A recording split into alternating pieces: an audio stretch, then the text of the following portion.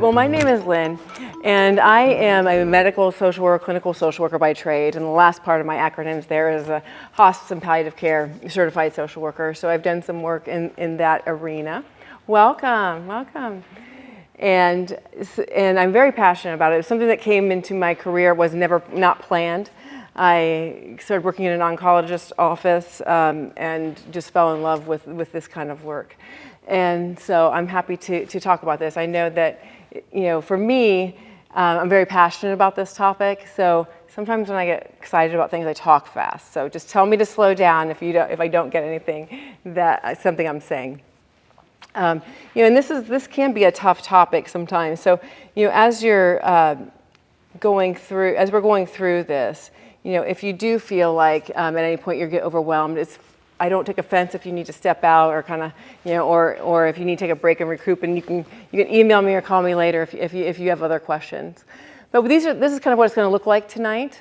There's no pressure. There's going to be some times when you can share if you'd like. There's no pressure to speak. You can just kind of observe and take it all in as well.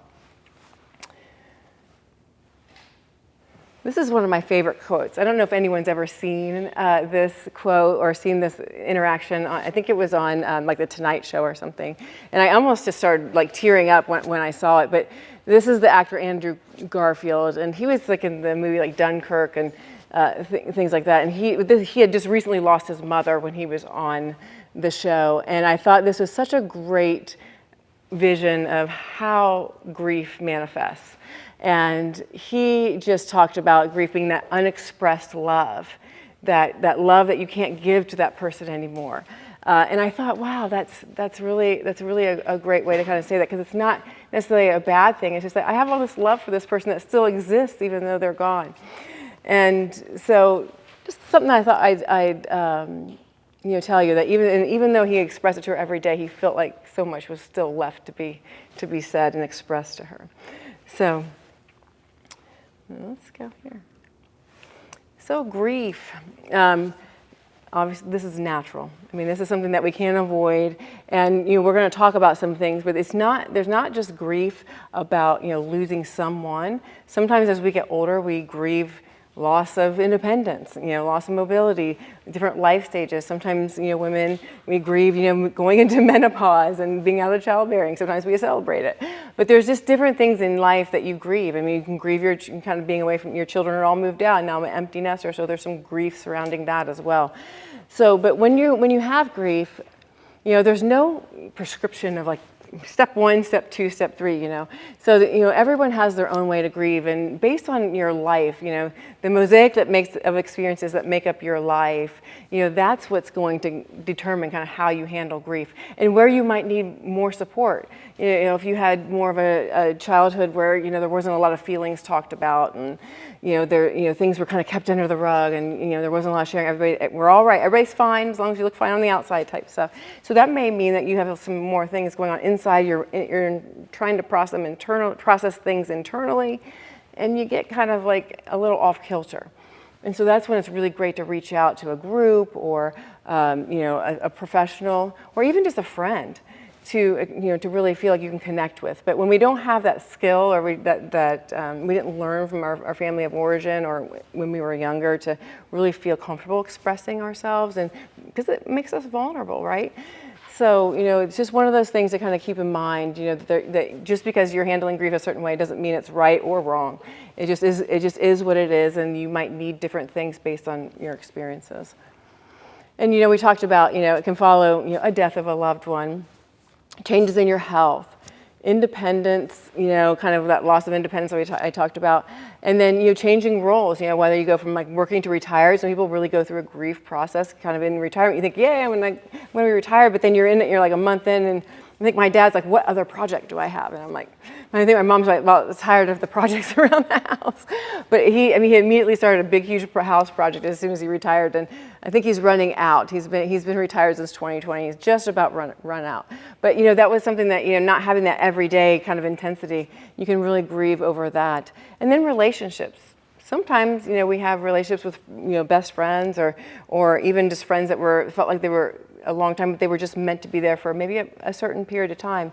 And you can grieve just what that relationship was.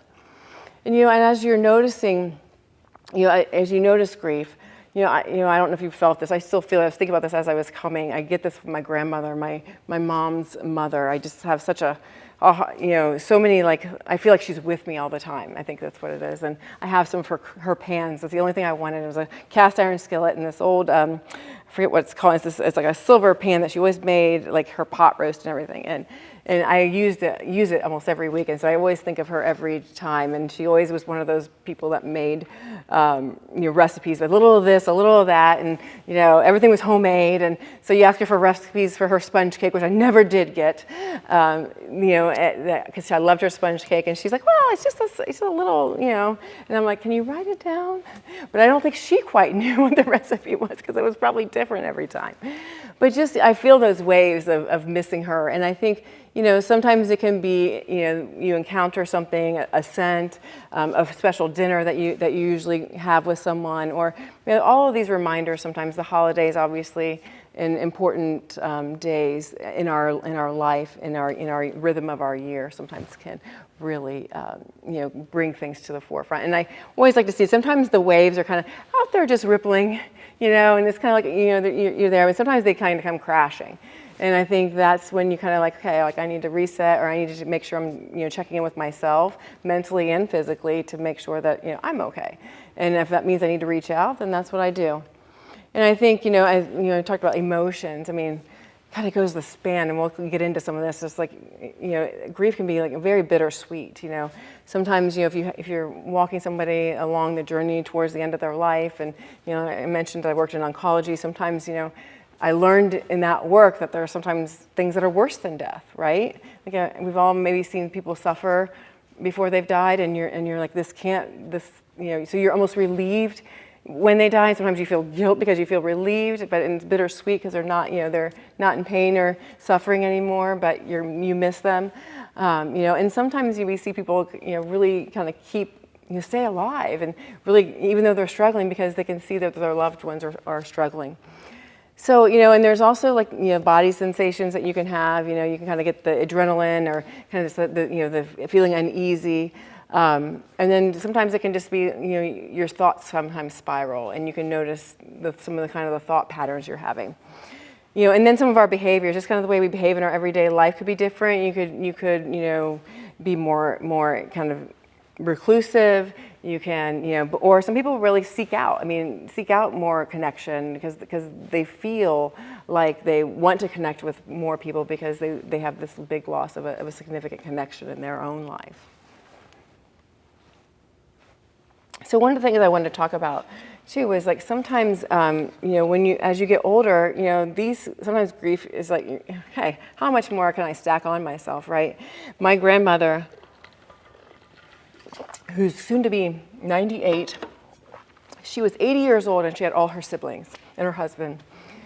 And within 5 years, she was the only sibling left, and her husband was gone.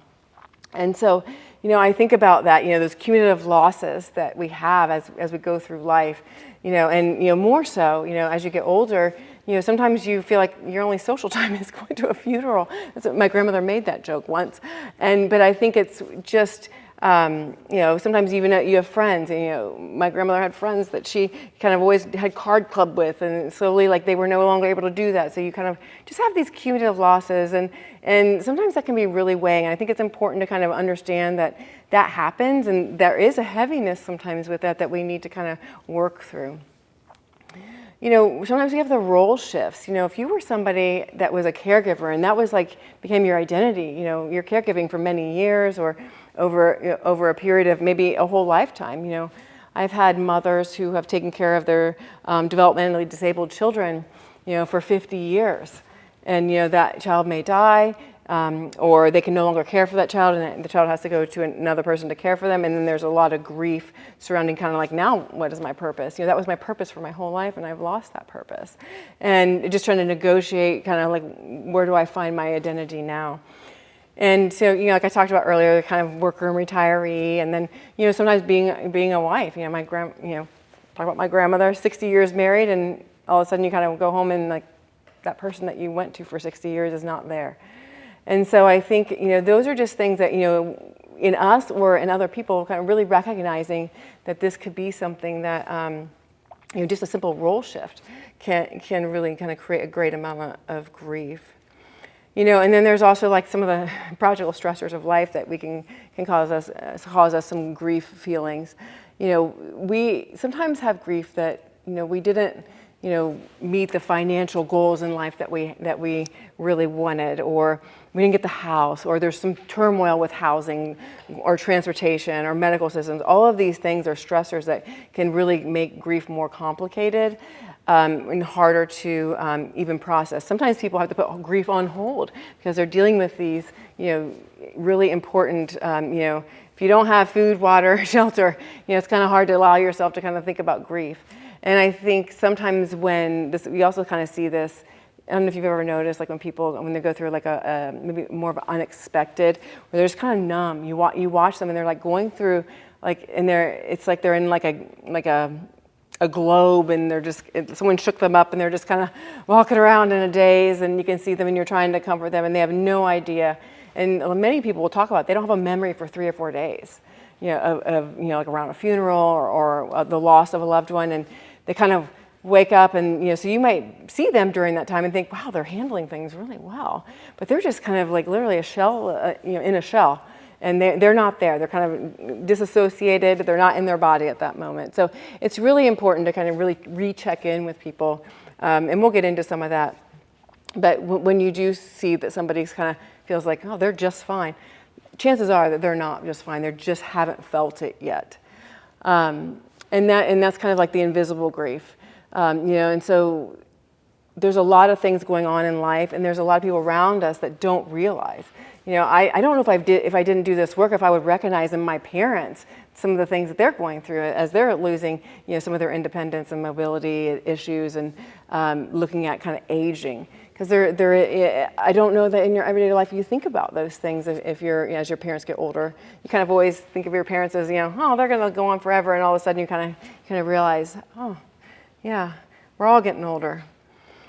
And then, just this last thing is that, it's not only sadness. I mean, we kind of associate grief with sadness. That's kind of one of the acceptable ways to grieve, right, in our society. But there can be relief, numbness, anger, and then even kind of a peace. That's one of the things that is really, one of the women I worked with that was, she's a caregiver for her husband that was dying, and they didn't have the greatest relationship, right? And so, she wanted to provide good care for him, and that was important for her, but she was very relieved. And she wasn't jumping up and down happy, but she was very relieved that she still had some life to live, because her husband, was not, they weren't partners. And so she felt so guilty, but she just kind of carried that with her for quite a while, that she felt guilty and felt like she shouldn't be moving on or didn't deserve to move on because she felt that way. So, but it's just to know that your grief can come in many different ways. So these are the things that, we kind of hear, that, the kind of the cliches, the time heals all wounds, and, the be strong and don't cry, and sometimes we hear that in just the day-to-day of, our family members are going through something, or don't let grandma see you cry that way. But I think it's important to let your family members know that you're grieving about them. There's no shame in letting your feelings come to the surface. And I think that sometimes, we feel, uncomfortable with people's emotions sometimes, and so we're like, and I think, so there's important for us to recognize, wow, I'm feeling uncomfortable with this display of emotion. And maybe that's something that I need to, really look at in myself, and that might be something, sometimes I feel like those things kind of come to the surface, kind of teach us a little bit of a lesson. But there's time does not heal all wounds. I think sometimes we feel like we can cope with things maybe better as time goes on, but I don't think that some people, you never really, you miss the presence of someone. Sometimes, you have more days, as you get more days behind a loss, you feel, better, but not healed always. And I think that, the strength, there can be, like I was just saying, one of the things that I forgot to mention, but there is strength in being able to be vulnerable, I feel. I think that sometimes even asking for help, like, I'm not making it right now, and I really could use some support. I'm really, I'm just not dealing with this very well. And it's something that, too, I heard, I don't know what I was watching, but it was somebody that was getting an Oscar because they were doing a pre-interview, but they were talking about somebody else that had helped them through a hard time, and so this person just shows up. Like, they say, I'm here, calls me and says, I'm here and I have chicken soup and I'm here for you, instead of saying, hey, well, let me know if you need anything, because that kind of really puts it on someone else. And so, not that, sometimes you need to respect the person, and you can kind of gauge it if you know them. Hey, I'm just here to drop things off. No, you don't need to entertain me. I have something for you. I care about you. I'll see you later. Are you okay right now? Do you need someone to talk to, or do you need company? If not, we can, I have this care package for you, and I'll see you later. And then check in with them. Now we have text message. With a lot of us, it's not so intrusive. Sometimes if you feel like, I don't want to bother them again, shoot them a text anyways. It can't hurt. The you should be over it by now. That just kind of just having to say that out loud kind of grinds me. But I think that it is that it really is no timetable. You could be 7 years down the road and something can hit you, and you're just like, you can be in a puddle of tears, and sometimes it just feels like a release when you do that. And so, don't hold it in. If you feel like you need to cry, or you're not dealing with something, or you're having a day, figure out something that works for you, and then do that day. Whether it's connecting with nature or going to see some good live music. There's just things that you can do that really kind of help you feel like you're still living. And then closure means like letting go, completely. Like I'm not gonna. Okay, that chapter's done. I'm gonna zip that up and no more. But you can still keep a connection. I feel like I'm always in constant conversation with my grandmother, especially when I'm cooking. And I think depending on what your beliefs are, everybody kind of feels like somebody goes somewhere maybe. And I really do think that talking about them, the memories, when you're feeling able to, when you are, when you lose somebody unexpectedly, you're not going to want, sometimes sitting around initially and having those conversations and talking about memories might be great, but maybe you like, hey, I need to take a break about that for long term and just kind of like set with myself a little bit. But if there's nothing wrong with like kind of sitting down and reminiscing, or on their birthday, just kind of still having something and saying, hey, well, I don't want to forget celebrating this person because they really meant something to us, and so let's on those days we'll do something that maybe meant something to them, or we'll have a bench in the backyard by the garden that this person worked in, and we'll do something like that. But it doesn't mean that you have to kind of completely kind of turn off those thoughts and feelings about the person. So, we kind of talked a lot about this already, so I won't go into a ton, but just this is kind of to know, kind of hone in on some of the things that we were talking about. And just kind of recognizing in yourself, if you are going through a period of grief, sometimes we kind of really are not connected to our bodies. I don't know if you've ever noticed that. Like all of a sudden you'll be like sitting, I'll be like driving the car, I'm like, my shoulders are up to here, and I'm like clenching my jaw. I'm like, what am I doing? I'm not even stressed. Like, let's calm down. And so sometimes you have to kind of do that, like shake yourself out a little bit and kind of like just really check in with like, okay, where am I tense? Like unclench my jaw, like let me put my feet on the floor and just take a minute and take some breaths and just reset my body, because sometimes you can get in that state where we don't realize like our body's holding on to something. And so I think that as you go through a grief process or experiencing it, anything is what should be happening, right? Like there's nothing that's really terribly, if you can't be too sad, you need to, we'll talk about later some things that you need to watch out for if it crosses a line, but you're going to have things that happen, and you're going to have feelings that you feel, and you just have to have grace with yourself and say, okay, today's a day where I'm going to feel blue, and I'm going to be not in a great mood, and that's okay. And you don't there's no shouldas that you should be doing this or should be doing that or why aren't you doing this. That's not the good self-talk that you need to have, or supporting someone else that might be having that self-talk with themselves, like, I should be over this already. Why am I going to get myself together? And just say, because that's just not where you're at right now. Where you're at is you're sad and you're still feeling it in this way. And so let's just go for a walk and reset. And, and sometimes when you're going through this and you can't quite feel, you can't get those thoughts under control. I always kind of tell my people, have a visual of a box or something like that, and you're gonna put your grief in this box. You're gonna close it up, and then you're gonna be able to take it out. When people are trying to go back to work, and they, I had someone recently that lost her husband, and it was very unexpected, and she was like, how am I gonna go back to work? Like, and everybody's gonna ask me about, and tell me about this, and I'm gonna break down, and and I said, what? Number one, let's have an email to your boss and say, hey, I just don't want anybody to ask me. Can you just put the word out? Like, maybe nobody comes up to me because I'm just still pretty emotionally fragile, And then you can, in the morning when you wake up, have a ritual. Kind of take your grief out, do your thoughts and things. Think through it a little bit. Put that in that box, and then you can open it up when maybe before you go to bed or if you want to. And so she's done that like 3 times now, and she's actually has been very good. So, and I think that doing things like that are sometimes, it's a practice. I mean, you just don't really do it day one, like, oh yeah, that was fine, I can just put that in that box. It's really kind of almost a meditation of like visualizing, putting things in a box, kind of covering them up. Sometimes people kind of I'm gonna put this and all these things, these nice things in this box, and kind of visualize folding it over. And sometimes people will wrap it up and do the things. And so it's just one of those things tools that kind of help sometimes when you really are feeling very overwhelmed.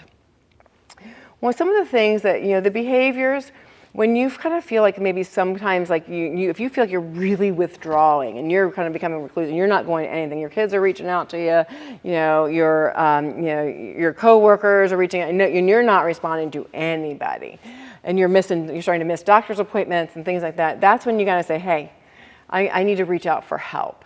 And when you're feeling your worst, sometimes that's when you need to go to the doctor, and kind of have that conversation. And if you don't feel comfortable, maybe going by yourself, ask somebody to go with you, because it can be hard. Sometimes it's even hard to even drive, or kind of feel like, how am I gonna, like, getting into the shower and getting dressed feels insurmountable sometimes when you're really going through, a pretty significant grieving process. So just, knowing kind of where you're at, and acknowledging it, number 2, and saying, okay, I'm going to have to ask for some help with this. And I've been really, really withdrawn, and I need to kind of come out of this a little bit. And sometimes you have to behave your way out of a situation that you can't, when you're feeling depressed or withdrawn. You have to come up with a behavior. Okay, I'm going to get up and I'm going to do this thing. I'm not going to feel like I want to do it. I'm not going to want to do it, and I'm going to fight it. But I'm going to do it, even if I have to kind of fake it till I make it, because that is something that actually will help your brain kind of start processing things, and kind of your mind in general process things a little bit differently. So, we talked about the waves.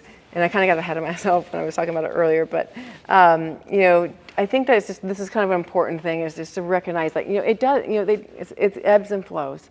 There's no like steady, It'd be nice if it was like that. That's just not how the human brain works, or I think is kind of the human existence. But I think that there's gonna be holidays or anniversaries, or there's going to be the song, the place, the favorite dish that someone made. That it's going to be that maybe that somebody wears a red tie and that person always wore a red tie. You really recognize them. So I think and sometimes it's also the lack of things. Like especially if you were somebody that was kind of ill, and I'm thinking kind of in my oncology world. If you're kind of having your appointments very regularly, and all of a sudden you're like, I don't have anything to do. I don't have anywhere to go. I don't have, so I think it's just those kinds of things too can be that wave of like just sitting there and really, okay, now I have to like find my purpose, or find something else to do. What can I do? And I think that and it doesn't mean that you're back to like if you have this, and you have a day that's bad, right? Let's say it's been like a year, and you're like, wow, it's been like 18 months. I'm pretty good. I'm walking along, and all of a sudden you like something reminds you, and it's like you crash for a day. It doesn't mean you're back to zero. It just means you had a day that was not great, and tomorrow could be better. Maybe it'll be 10% better, maybe it'll be 100% better. But you just kind of say, accept things. A lot of things in our life, we create some suffering for ourselves because we're just trying to like fight what's happening right now. So just acknowledging and saying, you know what, this is just the way it is today. Tomorrow could be different. And, sometimes you got to kind of, like I said, and here, a little tip is like, when it hits, kind of name it. I'm just feeling some grief. I'm missing my friend. I'm sad, or I'm feeling lonely, whatever naming it could be. And maybe you got to go through a few different things. Maybe it's multiple things you're feeling that day. But just breathe and reach out. If you need somebody, you're like, pull somebody in, like, hey, like, I need to do something. Let's go do something, Or if it for you, like, I love to work in the dirt. So I find that if I'm working in dirt, like everything else just goes away. Every stress I could have in life goes away. And, I think it's, you have to figure out, and that we're going to talk later about kind of writing some of this stuff down and what helps you. And then just do one small next step, because sometimes it's like, okay, well, just shower, right? Just shower. Or maybe it's just like, I'm going to eat breakfast today, and I'm going to make sure I feel nourished. Because when we're not taking care of ourselves, if you're like hungry, tired, if you're not sleeping, you're not eating, and you're not taking care of yourself, like it's really hard to kind of flourish, right? You don't have those foundational things taken care of. So sometimes just that step is like, I'm going to eat protein for breakfast today. I'm going to eat something. And that's just that one next thing that you can do. Does anybody have any questions or anything? I know, I feel like I'm, okay. So I intentionally didn't do like just a 5 stages of grief presentation, because I feel like, there's a lot of, I have a conflicted relationship with the 5 stages. I think because it kind of prescribes. A lot of people understand it as prescribing, like it's a path, and it's really not. It's kind of like a pinball machine, of stages, and that you might bounce over here for a little bit and bounce over here and bounce over here. And some people feel like they might be failing if they're not going through the stages of grief kind of chronologically or kind of linearly. And so this slide is here to kind of recognize that yes, you might go through some of these things. You may not go through all of them. You're not grieving if you're not going through the bargaining stage, right? You didn't not accomplish something. So I think that as a clinician, I just like to kind of caution people that there's no like really well-worn path in going through this just this way. And it's I think it's just more helpful to kind of focus on kind of like what works for me. What am I feeling now, and being in tune with you and what you're doing, and how you're going through it versus kind of holding yourself to kind of like this standard of a research model. But I mean there is validity to it. I'm not saying that. I'm just saying that a lot of times people get really frustrated because they're like, well, I've been stuck in the anger stage for and I can't I haven't achieved any of the other stages. And I'm like, yeah, that's not how it works. So I just if you find them helpful to follow and that's working for you, great. But if it's not, if you're like, this is, it's fine to just let that go and not consider that as a part of what you need to do. So this is something that I think is really a great thing, as a coping tool. And we're going to do a little reflection here after this, but kind of being loss oriented in your thoughts and restoration oriented. So they call this the dual process model. And so, and there's one of these is not right or wrong, right? So it's just kind of a different way of thinking about things sometimes as you're going through this. Sometimes it's helping to kind of teach yourself, if you feel like you're stuck in this loss-oriented framework, that you kind of, maybe you're kind of, I'm going to develop a new routine. Or, I've had people that they couldn't go back to the house where their spouse, that they lived in their house without getting a whole new bedroom suit or changing the way the furniture was arranged, because then it could be different. So that was able to kind of be restoration oriented, thinking. And I think it's like building new connections and feeling like sometimes a grief support group and you're building connections with people.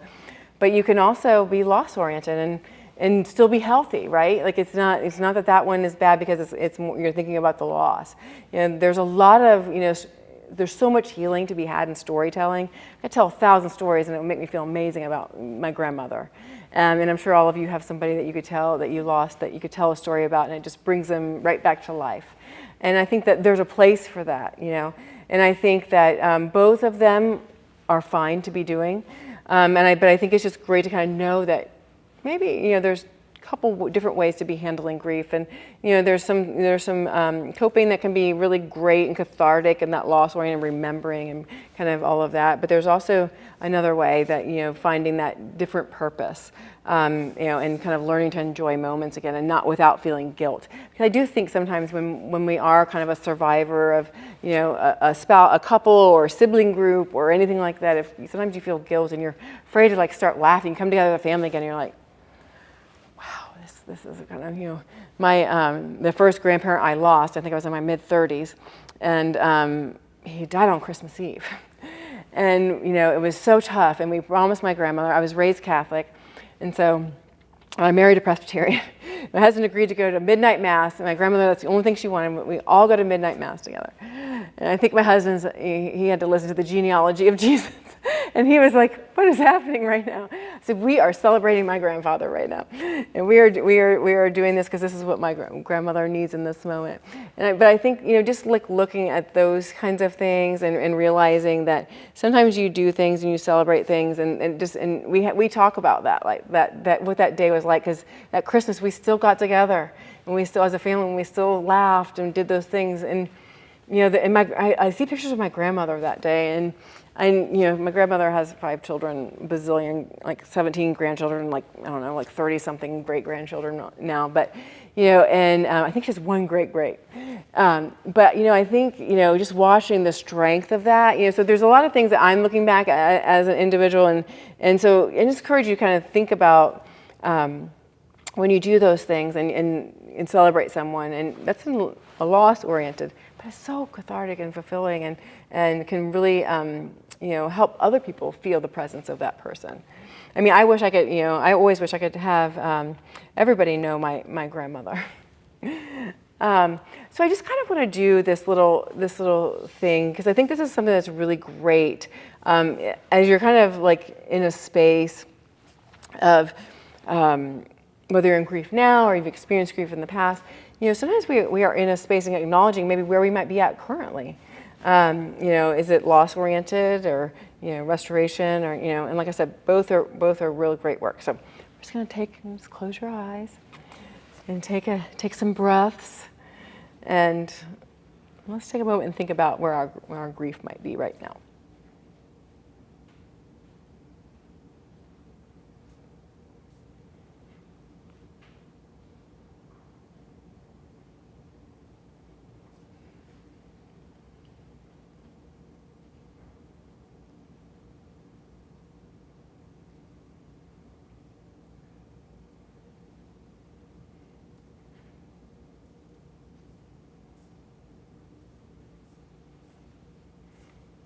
Okay.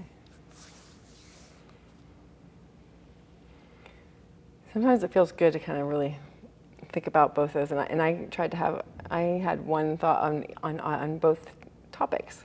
So does anybody feel like they want to share? I'm not going to make anybody share, but if anybody feel like they want to share anything they were doing, you don't have to. It can be a no. But I'll share. Yeah. So I've been working on the restoration part, and I was retired, but now I work part-time at 2 places. And one of the places was, or is, Prime IV, Wellness and Hydration in Springboro. And recently I met 2 clients who lost their husband. And I know that, like, you know, people say, well, what can I do? Or, you know, those are just words. But I actually gave both of these women my telephone number, my personal telephone number. And I invited them to this event tonight. So I just feel like I've got something to share to others that may be going through the grief of losing a husband. And I think sometimes when you're a little farther down the path, and you're able to do that, I think it's really great to kind of give that energy out to the universe to say, hey, someone else has gone through that. Yeah, I just was talking with someone today, and and one of the themes of our conversation was like taking a year to settle before you make any big decisions. Like just settle, like figure out who you are now. Like what is your identity? Because sometimes we, and I think they do recommend like don't make any big changes for a year. But this conversation was like you could kind of see like I should be doing this. I'm gonna do this. I'm gonna do this. When I do this, I was like I think you need to settle just a minute. Like give yourself. If you can't do it a year, give yourself 6 months before you make any big decisions. Because I think sometimes we're just in this state where we just want to feel comfort, feel stable, feel like everything's figured out. And we don't like when things are feeling kind of like what you're going through, right? Yeah, we don't like when things feel kind of like all discombobulated. And so I think, but there's magic in that. As hard as it is, there's magic in feeling, because you've learned something else about yourself, right? Like you learn, wow, I'm stronger than I thought. Or I know this about myself now, and I made it through that. Because everybody in this room has 100% success rate in making it through all the tough things, just so you know. And that's the thing I think we don't give ourselves credit for sometimes, and that there is magic in sometimes the hard times. Because I think because when we know the good times are happening, because we know that it was bad at one point, right? Like I don't think just like the thing you can't know beauty without ugliness. I mean, how are you gonna know? There's kind of a yin and that yang of things. So. This is another tool that, again, these are not steps, not something to be achieved, but this is just something that is really great, kind of really understand that, as you're going through these things, this is actually something that has been very helpful, to kind of really, and accepting the loss doesn't mean that you're okay with it. It just is, sometimes I've seen people that have been really unable to accept the loss, where they set the table every night for their loved one, and it's like, and you walk in, you're like, oh my gosh, they're just like waiting for this person to come back, and it's been like 2 years, and like they're really, and you can see that they're really struggling to even accept, but just that processing the pain, sometimes people will avoid pain. I mean, you can substance use. Or food or shopping addictions, things like that. Sometimes people kind of get into like the online shopping, or sometimes people start getting into the latest thing that's happening. Gambling in Ohio is now legal, and I'm running into a lot of people that are doing that. When they're trying to avoid kind of what they're feeling, they kind of go into things like that. So it's just really, and that's one of the reasons that it's really important to kind of process. And it can feel hard. It can feel like it's heavy to process the pain. But I think, yeah. So my boyfriend died of a traumatic death. He was hit by a snowplow in January. So I feel like the trauma is making my grief worse. Yeah. And that's what I was saying earlier about this unexpected, and then kind of also like, I'm sure that was not, you kind of just get a call, and like your whole world is like, okay, what is happening? And you're just kind of, you're having an out-of-body experience, and it's like, what am I going to do next? Like, what's the next thing? And I think that, I think the trauma of just that piece is just like, it hits you, because it's like this like sledgehammer that kind of goes right into your chest. I think I have, I'm a believer, so I'm peace of that, but just of the situation. Yeah, about being kind of in a car, in an accident. Did you say he was hit by a sled? He was ran over by a snowplow when he was working in January. Oh. You mean there's no sense. Like, this is the thing. I think my upcoming slide. It's you can't say, well, everything happens for a reason. Yeah, when someone dies, it doesn't really. But I think it's just, my thing that I say to that is, none of us ever know when our number is going to be called, right? Like, none of us. I mean, when you walk out of that door every day, you should make sure that that's the day. And I kind of do live by that. I think the work that I do, lets me know that. I worked in medical social before that, so I saw people that were on the other side of maybe surviving accidents like that, but are now profoundly disabled. And so it's like, always say the things. Never leave things left unsaid if you can. And I think that's an important lesson. And I know maybe sometimes it's complicated because things were left unsaid, or things sometimes if you have people, women or men, that kind of, oh my gosh, the last thing I said to was not the nicest side of myself, and but you have faith that that person knew that you love them. You're having a bad day, right? And that you love them, and and I think that it's hard because something like that, the thought that comes to me when I hear that story like that is like trying to remember the person for all the days they lived and not the one day they died, the way they died. We can't control that, but like thinking about the way they lived versus the way they died, because that's unfortunately life happening.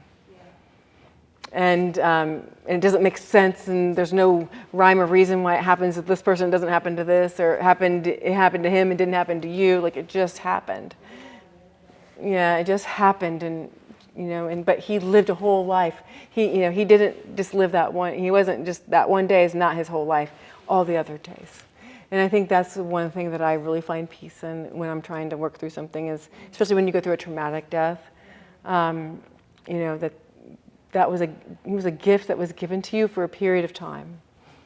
And that time, the impact, and I think that's something that is healing.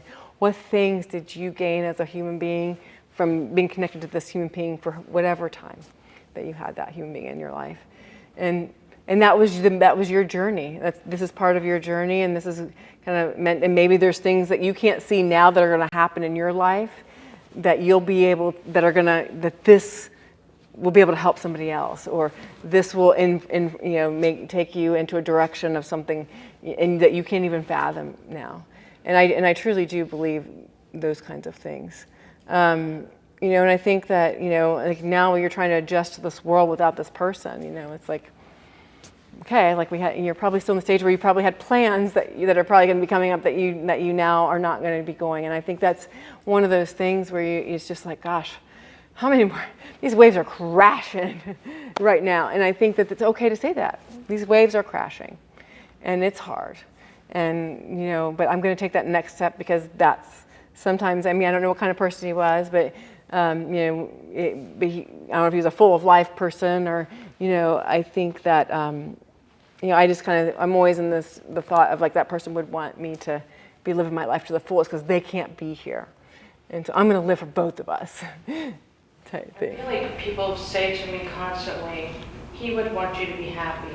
I think that is just... Well, we know that. That's a given, right? Because he wasn't like he tried to make your life miserable, right? Like he would want you to be happy, but you're going through a process right now. And like you're not... That line is comforting at all. Yeah. Well, and I think they're acknowledging like the person he was, that he was not a person that would say, I want you to be miserable if I'm not around. You better be crying every day if I'm not here, Like, and maybe we all might say that in jest, right? Like, but I think that the reality is, you chose him for a partner for a reason, right? And he brought something to your life, and you cherish that. You cherish those memories, and you take as long as you feel before you can realize, come to the terms of like, yeah, I'm okay to be happy. This is brand new for you. And you're still putting one foot in front of the other, slowly. And so I think that's, finding enduring connection while continuing life. And so sometimes it's, finding a group to get into, or a new hobby, or something, connecting with, other people that have been through something similar. Sometimes that works for some people. Sometimes they don't find that works. It makes them more depressed. So it just depends on who you are and what works for you. And you may get into something and think it's going to be the thing. And it's okay to say, actually, this is not the thing that's going to help me. Because you don't know that something's going to be good or bad for you unless you try. And sometimes you're like, okay, well, now I know, and this is not the thing for me, and I'll try something else. And I think that sometimes you might have to go. You might be thinking that, okay, I'm pretty good. I feel like I'm processed the pain. I understand the pain. It's very heavy, but you might have to go back to that and process more things. There might be some anger there that you need to kind of really go back and address and figure out. And that's okay. You may get in these tasks. You're running through this cycle, over and over again, and you may go forward and back and up and in between, and it just. And I think the thing that I have stressed all night is accept yourself for where you're at. Don't guilt yourself for not being further up. Don't. You can hear somebody say, "Okay, yes, he would be happy." Well, I know that, and you can kind of just. They're trying to find the way, and I think like I said, I have a slide coming up that talks a little bit about that. So we have, carrying that love forward. This is something that I think that building these enduring connections I was talking about. I really do believe in this. I think this is really important. But your relationship changes, but it doesn't have to disappear, right? It's still somebody that was important in your life. It's creating, a ritual candle, a garden. I had a friend that lost a baby, and so she had named her daughter Lily, and so she has lilies planted on the side of her house. And each year that she kind of, it really, kind of gets her heart that, like, oh, okay, here she is. She's still around somewhere, and that really brings her a lot of peace. And when you're feeling, sometimes it's great, like if you're feeling down, like, hey, tell me a silly story that this person did. Let's talk about something silly, or, and just kind of really kind of keeping them in the present when you're talking about them. A lot of times legacy projects. So sometimes, if you have like a box of photos that, and bring the family together and like go through photos and kind of make a book up, or, sometimes with young children, if they lose a parent. It's really important to kind of create some things around that. Sometimes they'll make quilts out of T-shirts or teddy bears out of T-shirts and clothing, and sometimes that people that are older do that. They I had somebody make a quilt out of all of her husband's shirts, and so then she just covers up with that quilt. Sometimes when she feels like she needs to feel close to him. So that's just something that I just kind of wanted to share this. I think those are something to kind of express that and kind of create connections with others. And sometimes it's like kind of getting the family together to do some things. And so this is just also a few things that you might do to kind of fit your real life. And I talked about dosing the grief, the whole box thing, and keeping kind of something that's routine. Going to bed at the same time, and also doing sleep hygiene, not being on your phone until the second you fall asleep. That's really bad for your brain. Number one, your brain's already kind of in a state where it needs some rest, and then you're kind of putting a blue light in front of it, and you just kind of it just really kind of messes with your whole circadian rhythm. So if you can, an hour before you want to go to sleep, kind of create some routines. Taking a walk. A meal, making sure you have at least one good meal a day so you're being nourished. And then sometimes people, just meditation, and meditation doesn't have to be sitting and being quiet.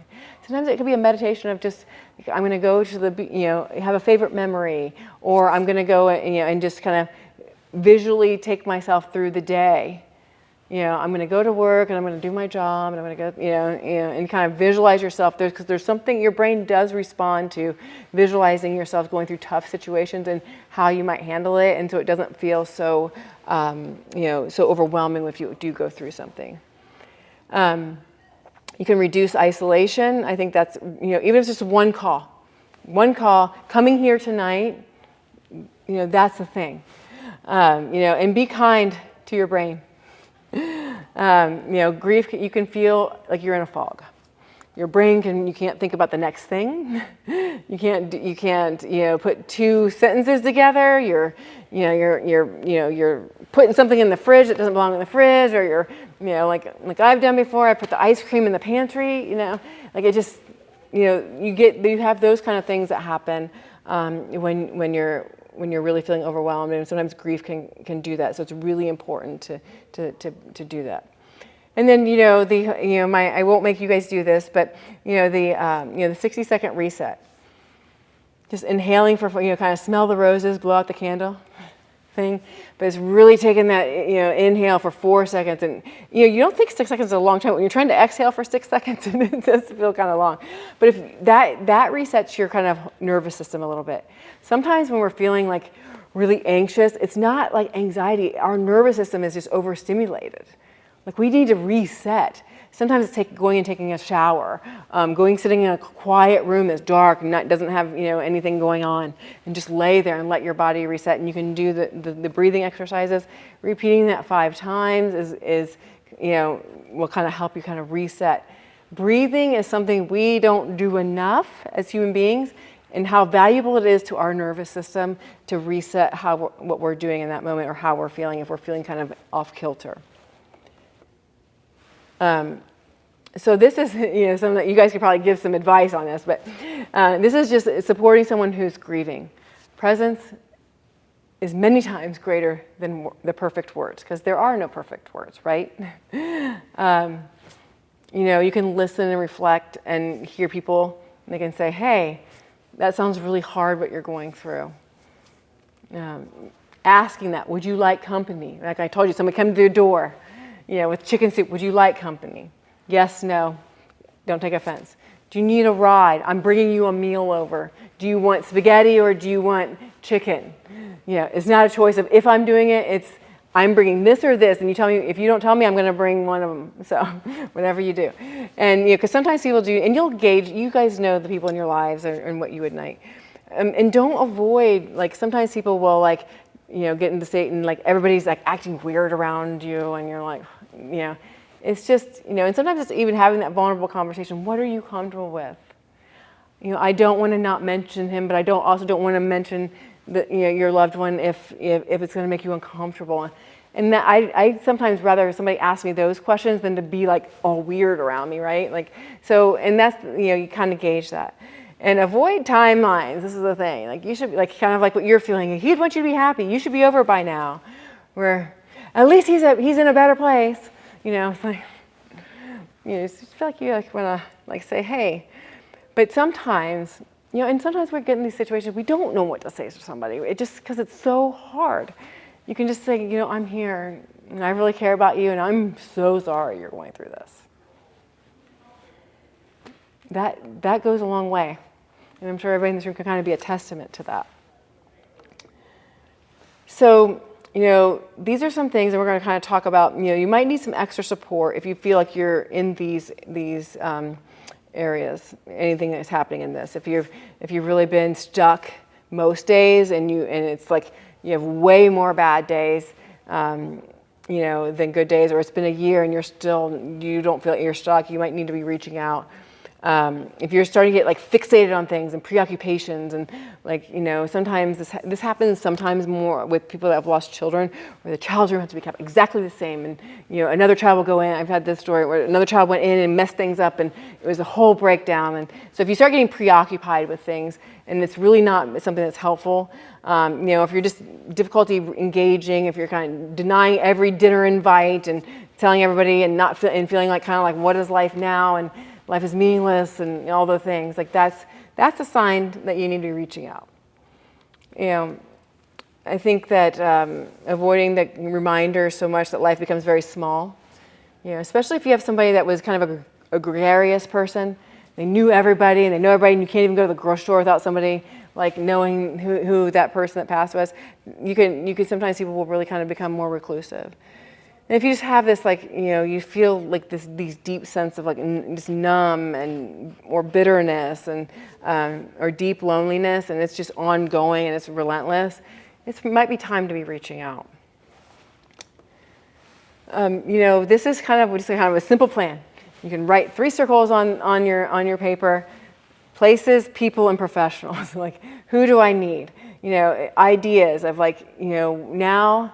If you're new in this, so you write this down, where do you go to find peace? Is it a walk? Is it a place? Is it is it church? What is it? Who are your 1 or 2 people that you go to when you need it? And you send them the bat signal, and they are there. And do you have a professional? So, you probably have primary care doctor, but do you have anybody else that you might be able to reach out to, or do you know where those resources are? And it can be small. It could be 1 phone call, 1 doctor's appointment, 1 appointment just going to see the doctor and say, hey, I'm struggling with this. Can you give me some direction? Because we're talking about some of these hard things, I want to bring this in, that if you do feel like you get into this place of despair, please, you call or text 988 in Ohio, and you can get somebody on a hotline immediately. Or if you feel like you aren't going to be able to stop yourself in something, please call 911 and get to that. Making a permanent decision when you're feeling in a temporary way. I always want people to never feel like they have nobody to reach out to. There are people out there that are willing to kind of talk you through the moment. And it's somebody that doesn't know you and doesn't know, and so you can just kind of emotionally kind of just lay everything on them, and you don't feel like you're doing it to a family member. Sometimes they're okay with that. And reach out to a trust. If you're in a state, say, I'm not okay being alone right now. Can someone stay with me? It's okay to say that. And I encourage you to do that. And I left this out on the table out there, some resources. There's some online resources there that I think you might find helpful. I work with Ohio's Hospice a lot, so I put their information on there, but most hospices are required to have bereavement services, and you don't have to be a patient of theirs in order to access them. So feel free. I mean, if you have a hospice or something that's in your area or close to you, any of their websites, you can go on and find their resources there. I did add one for children too, in case anybody has children in their life. And I know Ohio's Hospice has a great children's series and things as well, if you have any children in your life. All right, and I did it. Even though I didn't leave 15 minutes, we kind of talked in between. But do you have any questions or anything? I appreciate the sharing. That was very nice. And I hope you all got what you came for today. And I left my card out there too. And I'm more than happy if you're like, I just haven't found quite what I need, or can you connect me somewhere? Or, hey, can I just you kind of just lay it on you? I'm fine to do that. It's kind of what I do for a living, and I don't mind. So thank you so much, you guys.